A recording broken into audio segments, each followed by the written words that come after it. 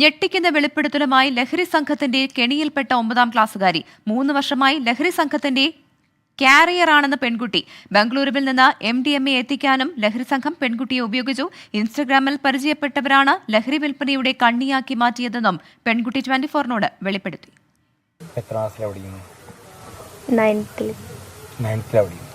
ഏത് ക്ലാസ് മുതലാണ് drugs use ചെയ്യാൻ തുടങ്ങിയത്? 7th പഠിക്കുമ്പോൾ. ആരാ തന്നത്? അതൊരാള്. എങ്ങനെയാണ് പരിചയപ്പെട്ടത്? ഇൻസ്റ്റാഗ്രാം വഴി പരിചയപ്പെട്ട ആള് ആദ്യം ഡ്രഗ് യൂസ് ചെയ്യാൻ വേണ്ടി തന്നെയാണ് പറഞ്ഞത്? അല്ല, ഫ്രണ്ട്സ് ആയിട്ട് ആദ്യം. നല്ല കമ്പനി ആയിരുന്നു. എന്നിട്ട് പിന്നെ എപ്പോഴായി ഡ്രഗ് ആദ്യം തരുന്നത്? ഡ്രഗ് 7th പഠിക്കുമ്പോൾ തന്നെ കൈ കൊണ്ട് തന്നു. എങ്ങനെ യൂസ് ചെയ്യണ്ടൊക്കെ എങ്ങനെയാ പറഞ്ഞത്? എന്നോട് ഫോൺ നോക്കാൻ പറഞ്ഞു. ഫോണിൽ നോക്കി പിടിച്ചോ. ഇൻസ്റ്റാഗ്രാം വഴി നോക്കാൻ പറഞ്ഞു. അതിൽ ലിങ്കൊക്കെ അയച്ചു. എന്നിട്ട് പൈസ വാങ്ങിണ്ടായിരുന്നില്ല, ഫ്രീ ആയിട്ട് തന്നു. പിന്നെ ഞാൻ യൂസ് ചെയ്യാൻ തുടങ്ങി. കരിയറായി. പിന്നെ കരിയറായപ്പോ കുഴപ്പമില്ല. ഓല് എനിക്ക് പൈസ കിട്ടുമായിരുന്നു. അങ്ങനെ 1 ഗ്രാമിന് 1500. അത് നിനക്ക് എത്ര പൈസ കിട്ടുമായിരുന്നു? എനിക്ക് 1700 വെച്ചിട്ടൊക്കെ തരും. അതായത് 1-2 വിറ്റ് കഴിഞ്ഞല്ലേ? ആരൊക്കെ നീ കൊടുക്കുക? ഞാൻ എൻ്റെ ഫ്രണ്ട്സിന്, ഇൻസ്റ്റയിലുള്ള കുറച്ച് ഫ്രണ്ട്സിന്. അവര് നിന്നെ ഇൻസ്റ്റാഗ്രാം വഴി പരിചയപ്പെട്ടു. അവർക്ക് അറിയോ നീ ചെറിയ കുട്ടിയാണ്, 7ാം ക്ലാസ്സിലാണ്, 8ാം? അറിയാം.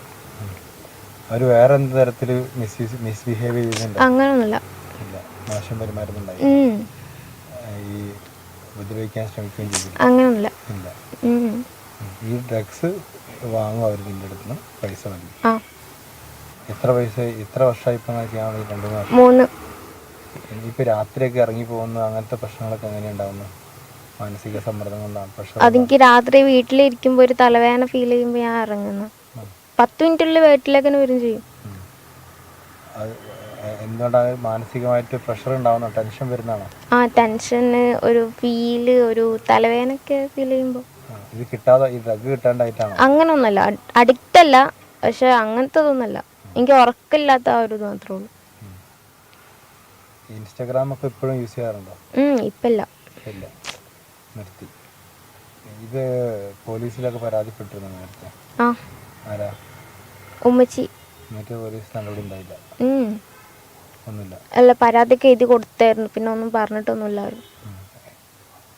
ഇപ്പോ ഇത് പരാതിപ്പെടാനുള്ള കാരണം എന്താ? അല്ല, ഇപ്പോ ഇത് എൻ്റെ ഫ്രണ്ടിൻ്റെ, അല്ല എൻ്റെ ഉമ്മാൻ്റെ ഫ്രണ്ടിൻ്റെ ഫ്രണ്ട്സാണ് ഇതൊക്കെ. അപ്പോൾ എൻ്റെ ഫ്രണ്ട് ഓല് പറഞ്ഞതുകൊണ്ട് ഇവർ വന്നത്. ഇപ്പോഴാണ് പരാതിപ്പെടാൻ. കുറേ ഡ്രഗ്സ് കൊണ്ടുതരുമോ? എങ്ങനെ ഡ്രഗ്സ് ഡീലിംഗ് എങ്ങനെയാ? ഡീലിംഗ് ഒരു പാക്കറ്റിലാ തരാം. എങ്ങനത്തെ വെളുത്ത പൗഡർ?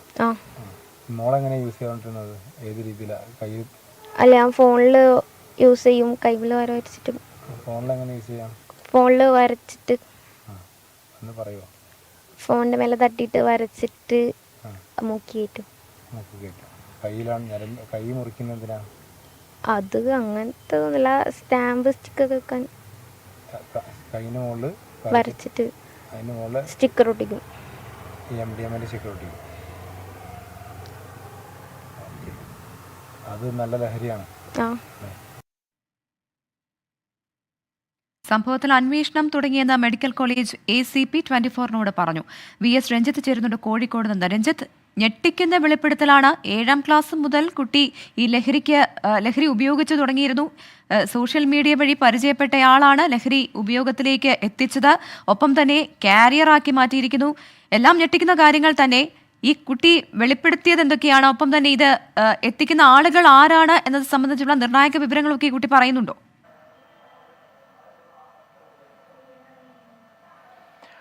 പ്രവിത, തീർച്ചയായിട്ടും നമ്മുടെ കുട്ടികളൊക്കെ ഈ ഇൻസ്റ്റാഗ്രാം പോലുള്ള സോഷ്യൽ മീഡിയകളിൽ എത്രത്തോളം സുരക്ഷിതരല്ല എന്നതിന് ഏറ്റവും ഒടുവിലെ ഉദാഹരണങ്ങളാണ്. ഇൻസ്റ്റഗ്രാം വഴി പരിചയപ്പെട്ട 7ാം ക്ലാസ് മുതൽ അവരുമായി ചങ്ങാത്തത്തിലാവുകയും അവർ പറയുന്നതിനനുസരിച്ച് ലഹരി കച്ചവടത്തിന് നിന്നുകൊടുക്കുകയും ലഹരി ഉപയോഗിക്കുകയും ചെയ്യുന്ന ഒരു 9ാം ക്ലാസ്സുകാരി, കേവലം 13-14 വയസ്സുള്ള ഒരു പെൺകുട്ടിയാണ് ഈ കാര്യങ്ങൾ വെളിപ്പെടുത്തുന്നത്. ഈ പെൺകുട്ടിയുടെ പരാതി പെൺകുട്ടിയുടെ ഉമ്മയും അതുപോലെ തന്നെ സാമൂഹിക പ്രവർത്തകരും എല്ലാം ചേർന്ന് ചൈൽഡ് ലൈനിനും അതുപോലെ കോഴിക്കോട് മെഡിക്കൽ കോളേജ് ACPക്കും നൽകിയിട്ടുണ്ട്. ഈ പരാതിയിൽ വളരെ കൃത്യമായി ആരൊക്കെയാണ് ഇതിന് പിന്നിലുള്ളത് എന്നതിനെക്കുറിച്ചും ഇവരുടെ ഇൻസ്റ്റഗ്രാം ID കുറിച്ചുമൊക്കെ സംസാരിക്കുന്നുണ്ട്. റോയൽ ഡ്രഗ്സ് എന്ന പേരിൽ ഒരു ഇൻസ്റ്റഗ്രാം കൂട്ടായ്മയുണ്ട്. ആ റോയൽ ഡ്രഗ്സ് എന്ന ഇൻസ്റ്റഗ്രാം കൂട്ടായ്മയിലെ ഒരു അംഗമാണ് താനും. അതിൽപ്പെട്ട ആളുകളാണ് ഈ ലഹരി എത്തിക്കുന്നതും മറ്റും. ഒരു തവണ പിതാവിനോടൊപ്പം ബാംഗ്ലൂർ പോയി തിരിച്ചു വരുമ്പോൾ ബാംഗ്ലൂരിൽ വെച്ച് ഒരു പാക്കറ്റ് കോഴിക്കോട്ടെ ചില ആളുകൾക്ക് എത്തിക്കാൻ വേണ്ടി കൊടുത്തയച്ചിരുന്നു. അതും കാരിയറായി വന്നു എന്നും ആ കുട്ടി വെളിപ്പെടുത്തുന്നുണ്ട്. ഇതുമായി ബന്ധപ്പെട്ട് അന്വേഷണം ആരംഭിച്ചു കഴിഞ്ഞു എന്നാണ് മെഡിക്കൽ കോളേജ് ACP ഇപ്പോൾ നമുക്ക് തന്നിരിക്കുന്ന പ്രതികരണം. അതുപോലെ തന്നെ ചൈൽഡ് ലൈനിൽ നമ്മൾ ബന്ധപ്പെട്ടിരുന്നു. ചൈൽഡ് ലൈനിന്റെ പ്രാഥമിക പരിശോധനയിൽ ഈ കുട്ടി ലഹരിക്ക് അടിമപ്പെട്ടിട്ടുണ്ട്, ഡ്രഗ് അഡിക്റ്റ് ആണ് എന്ന് പറയുന്നു. ഈ കുട്ടി കാരിയറായി പ്രവർത്തിച്ചു എന്നതിനുള്ള തെളിവുകൾ പോലീസിന്റെ അന്വേഷണത്തിലാണ് വ്യക്തമാവേണ്ടത്. പക്ഷേ ഈ കുട്ടി ഡ്രഗ് അഡിക്റ്റ് ആണ്, കഴിഞ്ഞ കുറച്ച് വർഷങ്ങളായി ഡ്രഗ് ഉപയോഗിക്കുന്നു എന്ന കാര്യത്തിൽ ചൈൽഡ് ലൈനിന്റെ ഒരു കൺഫർമേഷൻ ഉണ്ട്. മാത്രമല്ല ഇപ്പോൾ ACP നേരിട്ടാണ് ഇക്കാര്യങ്ങൾ അന്വേഷിച്ചു വരുന്നത്. ഏതായാലും ഇൻസ്റ്റഗ്രാം വഴി പരിചയപ്പെട്ടവരുമായി ചങ്ങാത്തത്തിലാവുകയും അവർ നൽകിയ MDMA ആദ്യഘട്ടത്തിൽ ഉപയോഗിക്കുകയും പിന്നീട് ആ MDMAയുടെ വിൽപ്പനയ്ക്ക് വേണ്ടി ഇതേ പെൺകുട്ടിയെ ഈ സംഘം ഉപയോഗിക്കുകയും ചെയ്തു എന്നുള്ളതാണ് പെൺകുട്ടിയുടെ വാക്കുകളിൽ നിന്ന് നമുക്ക് മനസ്സിലാവുന്നത്. പെൺകുട്ടിയുടെ ഉമ്മയും ഇക്കാര്യം വ്യക്തമാക്കുന്നുണ്ട്. പെൺകുട്ടി ഏത് തരത്തിലാണ് ഇതിന് അടിമപ്പെട്ടതെന്നുള്ളത്. രാത്രി കാലങ്ങളിൽ പെൺകുട്ടി വീട്ടിൽ നിന്ന് പുറത്തേക്ക് ഇറങ്ങിപ്പോകുന്ന ഒരു സാഹചര്യം ചില സമയങ്ങൾ ഉണ്ടാവാറുണ്ട്. അതും നാട്ടുകാരിൽ ചിലർ പിടികൂടിയാണ് പെൺകുട്ടിയെ തിരിച്ചു വീട്ടിലെത്തിച്ചിട്ടുള്ളത്. ആ സമയത്താണ് പെൺകുട്ടിയുടെ മാതാവ് ഈ കാര്യങ്ങൾ അറിയുന്നത്. പോലീസിലും ചൈൽഡ് ലൈനിലും പരാതി നൽകിയിട്ടുണ്ട്. ഇവരെ പിടികൂടും എന്ന പ്രതീക്ഷയിലാണ് ഈ കുടുംബമുള്ളത്. പ്രവിത. രഞ്ജിത്ത്, ഇപ്പോൾ ഈ കുട്ടി നിരവധി കാര്യങ്ങൾ രഞ്ജിത്തിനോട് വെളിപ്പെടുത്തിയിരുന്നു. അതിൽ തന്നെ ഏറ്റവും പ്രധാനപ്പെട്ടതെന്ന് പറയുന്നത് സോഷ്യൽ മീഡിയ വഴിയാണ് ഇത്തരത്തിൽ ലഹരി കടത്തുന്ന ആളുകളുമായി ഈ കുട്ടിക്ക് ബന്ധമുള്ളത് എന്നുള്ളതാണ്. ഇപ്പോഴും ഈ സോഷ്യൽ മീഡിയ ഗ്രൂപ്പ് പ്രവർത്തിക്കുന്നുണ്ടോ? ഒപ്പം തന്നെ ഈ പെൺകുട്ടിയുടെ സുഹൃത്തുക്കൾക്ക് ഈ ലഹരി എത്തിച്ചു കൊടുത്തിട്ടുണ്ടോ? അങ്ങനെയെങ്കിൽ കൂടുതൽ കുട്ടികൾ ഇവരുടെ വലയിലായിട്ടുണ്ടോ?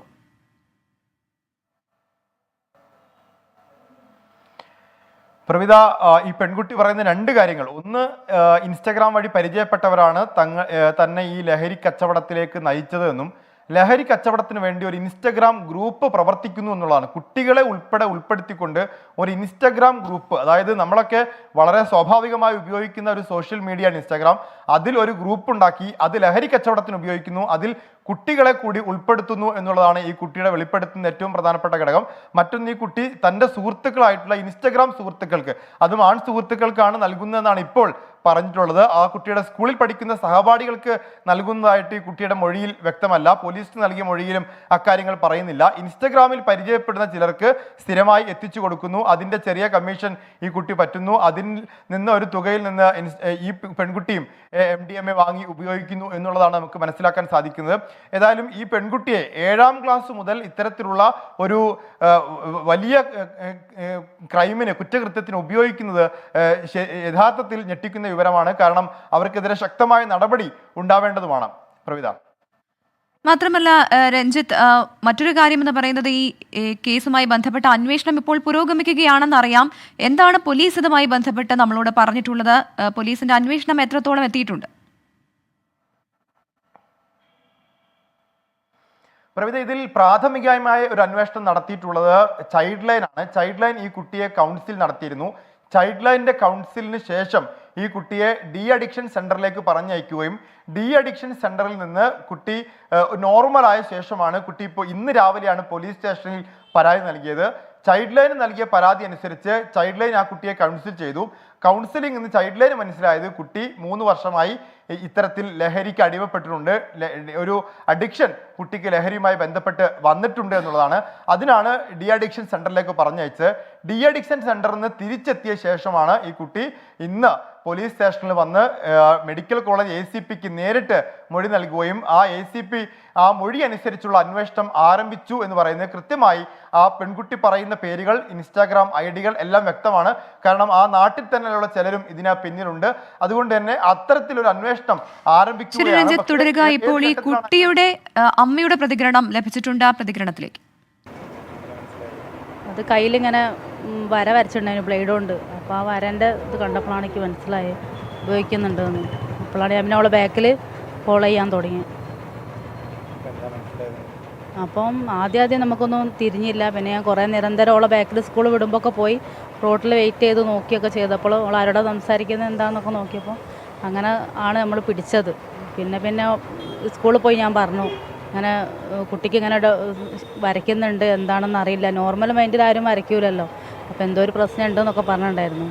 അപ്പോൾ ഒരു പറഞ്ഞ് സ്കൂളിൽ നിന്നൊന്നും അങ്ങനെ ഒരു ബുദ്ധിമുട്ടായിട്ട് ഞങ്ങൾക്ക് തോന്നുന്നില്ല, പിന്നെ അല്ലാണ്ട് എന്താ നമുക്ക് നോക്കാമെന്ന് പറഞ്ഞു. പിന്നെ പിന്നീട് പറഞ്ഞത് പിന്നെ ഇങ്ങനെ കുട്ടിക്ക് ഇങ്ങനെ മെൻ്റലി പ്രശ്നം എന്തോ ആയിരിക്കും, അല്ലാണ്ട് ഇങ്ങനത്തെ ഒരു വിഷയമൊന്നുമല്ലാന്ന്. ഞാനും എൻ്റെ ബ്രദറും കൂടെ മെനക്കെട്ട് നടന്നതിന് ശേഷമാണ് ഇങ്ങനെ സംഭവം ഇന്നതാന്ന് മനസ്സിലായത്. രാത്രി വൈകുന്നേരം ഒരു 6:30 ആകുമ്പോൾ ഇറങ്ങിപ്പോവും. പിന്നെ ഞങ്ങൾ എവിടെയാണെന്ന് തിരഞ്ഞിട്ട് എൻ്റെ ബാക്കിൽ നടക്കാമെന്നൊക്കെ കണ്ട തിരയണ്ട അങ്ങനെയൊക്കെ പറയും. അങ്ങനെ 10:30-11 മണി വരെ ഞങ്ങൾ തിരഞ്ഞ് നടക്കാറാണ്. എവിടെയാണ് പോയത് എന്താണെന്നറിയില്ല. പിന്നെ ഒരു 11 മണിയൊക്കെ ആകുമ്പോൾ എവിടെയെങ്കിലും വെച്ചിട്ട് റോട്ടിൽ നിന്നൊക്കെ കാണും. അപ്പോൾ നമ്മൾ കൂട്ടിയിട്ട് വരും. പോലീസ് പരാതി കൊടുത്ത മെഡിക്കൽ കോളേജിൽ കൊടുത്തതാണ്. ഇൻഹാൻസ് വെള്ളിമാടുകുന്ന് അവിടെ പോയിട്ട് പറഞ്ഞിട്ടുണ്ടായിരുന്നു. പിന്നെ 1098 ചൈൽഡിൽ അവിടെ കൊടുത്തിട്ടുണ്ടായിരുന്നു. ഇവിടെ നിന്ന് ഇനിയുള്ളൊരു ശക്തമായ മറുപടി ഇതുവരെ വന്നില്ല. ഇല്ല.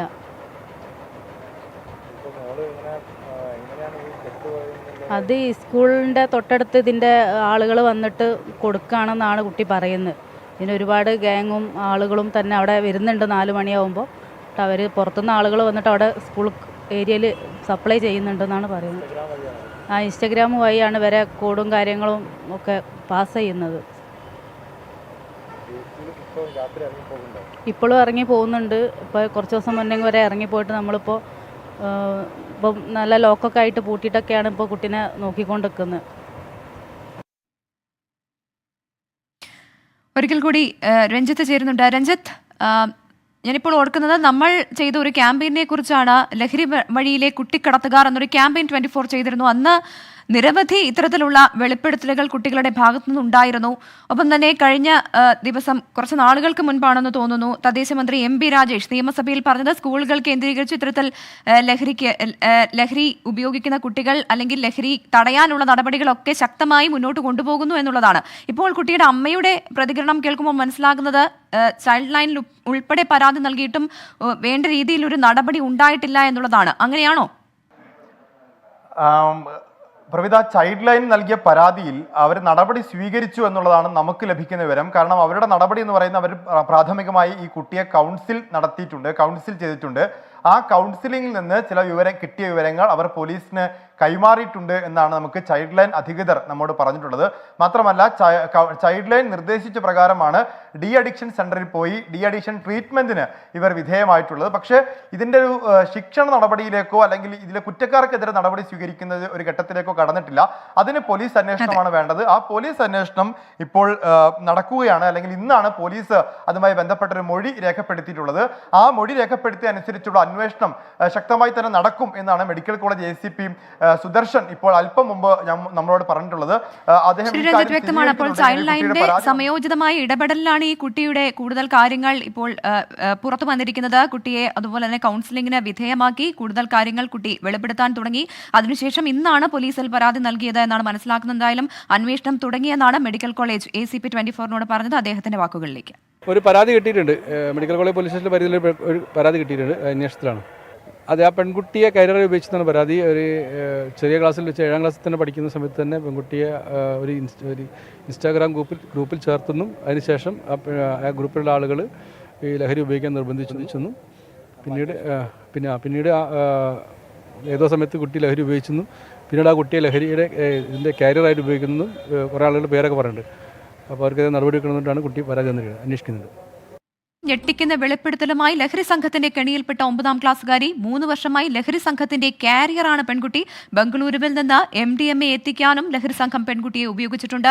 ഇൻസ്റ്റഗ്രാമിൽ പരിചയപ്പെട്ടവരാണ് ലഹരി വിൽപ്പനയുടെ കണ്ണിയാക്കി മാറ്റിയതെന്ന് പെൺകുട്ടി 24നോട് വെളിപ്പെടുത്തിയിട്ടുണ്ട്. ഈ വാർത്തയുടെ കൂടുതൽ വിശദാംശങ്ങളുമായി ഒരിക്കൽ കൂടി VS രഞ്ജിത്ത് ചേരുകയാണ് കോഴിക്കോട് നിന്ന്. രഞ്ജിത്ത്, മുൻപ് നമ്മൾ കേട്ടിട്ടുണ്ട് ഈ ഡാർക്ക് നെറ്റിലൂടെയൊക്കെ ഇത്തരത്തിൽ ലഹരി വിൽപ്പന സജീവമാണെന്നുള്ളത്. അതിന് നിയന്ത്രണം ഏർപ്പെടുത്താനുള്ള നടപടികളൊക്കെ പലതരത്തിൽ ഉണ്ടായിട്ടുണ്ടെന്നും കേട്ടിട്ടുണ്ട്. പക്ഷേ ഇതൊന്നും എവിടെയും എത്തുന്നില്ല എന്നുള്ളതാണ് അല്ലേ മനസ്സിലാക്കേണ്ടത്. ഇപ്പോൾ നേരിട്ട് സോഷ്യൽ മീഡിയ വഴി ഇത്തരത്തിലുള്ള ഗ്രൂപ്പുകൾ പ്രവർത്തിക്കുക, അതിലൂടെ കുട്ടികളെ, അതും 12 വയസ്സ് മാത്രം പ്രായമുള്ളപ്പോഴാണ് ഈ കുട്ടി ആദ്യമായി ലഹരി ഉപയോഗിച്ചതെന്നാണ് ഞാൻ മനസ്സിലാക്കുന്നത്. ഈ കുട്ടി ഇത്തരത്തിൽ മറ്റ് ഗ്രൂപ്പുകൾ സജീവമാണ് എന്നതിനെക്കുറിച്ചെങ്കിലും എന്തെങ്കിലും വിവരം നമ്മളുമായി പങ്കുവച്ചിട്ടുണ്ടോ? ഒപ്പം ഈ കുട്ടിയുടെ ഒപ്പമുണ്ടായിരുന്ന മറ്റ് കുട്ടികൾ, ഇവർക്ക് ആർക്കെങ്കിലും ഇത്തരത്തിൽ ലഹരി സംഘവുമായി ബന്ധമുള്ളതായി കുട്ടി പറയുന്നുണ്ടോ?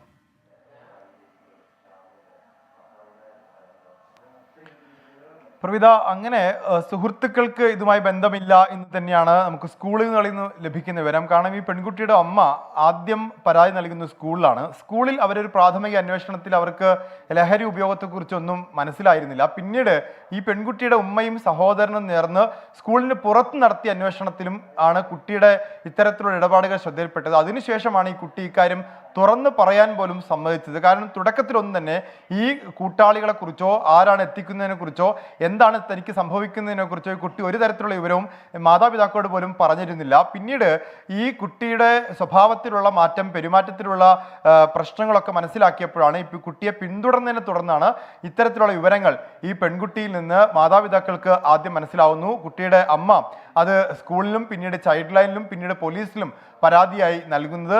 ഒരു സർക്കാർ സ്കൂളിൽ പഠിക്കുന്ന പെൺകുട്ടിയാണിത്.